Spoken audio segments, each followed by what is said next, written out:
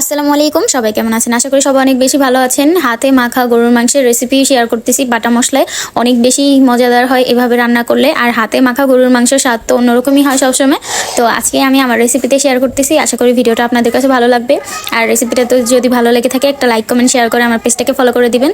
তো চলেন রেসিপিতে চলে যাই কথা না বাড়িয়ে। আমি এখানে হাফ কেজির মতো মাংস নিয়ে নিয়েছি। এখন আমি এখানে আদা বাটা, রসুন বাটা পরিমাণ মতো দিয়ে দিয়েছি। আর দিয়ে দিয়েছি শুকনা মরিচের বাটা, 2-3টা তেজপাতা চিড়ে দিয়ে দিয়েছি। মরিচের গুঁড়া দিয়ে দিলাম 1 চামচের মতো, হলুদের গুঁড়া দিয়েছি 1 চামচের মতো, ধনিয়া গুঁড়া দিয়েছি 1 চামচের মতো, স্বাদ মতো দিয়ে দিয়েছি লবণ। মাংসের মশলা দিয়ে দিলাম। এখানে আমার বানানো মাংসের মশলা অনেক রকমের, জয়ফল, জয়ত্রী, স্টার এগুলো দিয়ে আমি একসাথে ব্লেন্ডার করে রেখেছিলাম। তো এখন আমি এখানে সরিষার তেল ইউজ করলাম পরিমাণ মতো। এখন আমি এখানে 2টা আলু কেটে দিয়ে দিয়েছি। গরুর মাংসেতে আলু অনেক বেশি ভালো লাগে আমার, তাই আমি আলু দিয়ে দিয়েছি। এখন এখানে আমি তেলটা দিয়ে খুব ভালো করে একদম মেখে নিব মাংস গায়ে মশলাগুলো। গরুর মাংস মাখবেন যত ভালো করে তত বেশি খেতে মজা হয়। মাংসগুলো গায়ে গায়ে মশলাগুলো লাগে। দেখতে পাচ্ছেন আমি খুব ভালো করে একদম ডলে ডলে মেখে নিচ্ছি। আমি কিন্তু এখনো এখানে পেঁয়াজ কাঁচামরিচ অ্যাড করিনি, এটা একটু পরে অ্যাড করব। মাংসগুলো ভালো করে মেখে নিই, তারপর মাংসগুলো খুব ভালো করে আমি একদম মেখে নিয়েছি। এখন আমি পেঁয়াজ কেটে দিয়ে দিলাম। এখানে অনেকগুলো 1 কাপের মতো পেঁয়াজ কেটে দিয়ে দিয়েছি। এখন আমি এখানে কাঁচামরিচ দিয়ে দিয়েছি 4 থেকে 5টা।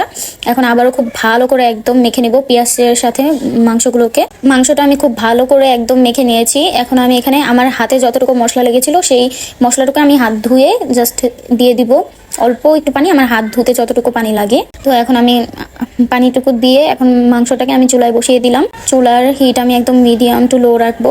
আর 5 মিনিট পর আমি ঢাকনাটা উঠিয়ে দেখতে পারছেন কতটুকু পানি উঠেছে মাংস থেকে। আমি এত পানি দেইনি মাংসতে, এটা মাংস থেকেই উঠেছে পানিটা। এই পানিটা দিয়েই আমি পুরোটা মাংসকে একদম খুব ভালো করে কষিয়ে মাংসটা সিদ্ধ করে নিব। এখন আমি 5 মিনিট পর এটাকে নাড়াচাড়া করে আবারও ঢেকে দিয়েছিলাম। আর মাংসটা একদমই মিডিয়াম টু লো হিটে রাখতে হবে। চুলার আঁচ বাড়িয়ে দিলে মাংসটা পুড়ে যাবে, সিদ্ধ হবে না। এখন আমি আবারও খুব ভালো করে নাড়াচাড়া করে এটাকে আবারও ঢেকে দেবো 5 মিনিটের জন্য। আর 5 মিনিটের মধ্যে অবশ্যই ঢাকনা উঠিয়ে নাড়াচাড়া করে দিতে হবে, নাহলে মাংস নিচে লেগে যাবে।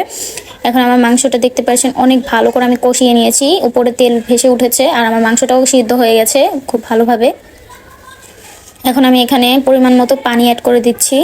পানিটা আমি বেশি দিব না, কারণ আমি মাংসতে ঝোল রাখবো না, একটু ভুনা ভুনা টাইপের রাখবো। তাই আমি পানিটা এখানে অল্প পরিমাণে ইউজ করেছি। আর মাংসটা আমি আগেই কষানোর সময় সিদ্ধ করে নিয়েছি খুব ভালো করে।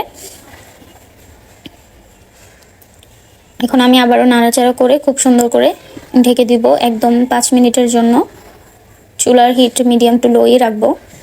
এখন 5 মিনিট পর ঢাকনাটা উঠালাম। অনেকটা পানি শুকিয়ে এসেছে, দেখতেই পাচ্ছেন অনেক ঝোল শুকিয়ে আসছে। আর মাংসটাও একদম খুব পারফেক্টলি সিদ্ধ হয়ে গেছে। দেখতেই পাচ্ছেন কালারটা কত সুন্দর এসেছে বাটা মশলা ইউজ করার কারণে। এখানে আমি শুকনা মরিচের বাটা ইউজ করেছিলাম, তাই কালারটা খুব সুন্দর আসছে। আর খেতেও অনেক মজা হয়েছিল। এইভাবে বাসায় ট্রাই করতে পারেন, অনেক বেশি মজার হয় এইভাবে রান্না করলে। তো আজকের মতো এই ছিল আমার রেসিপিটা যদি ভালো লেগে থাকে একটা লাইক কমেন্ট শেয়ার করে আমার পেজটাকে ফলো করে দেবেন। আর যদি ইউটিউব থেকে দেখে থাকেন একটা সাবস্ক্রাইব করে দেবেন। আসসালামু আলাইকুম, দেখা হবে নতুন কোনো রেসিপির সাথে।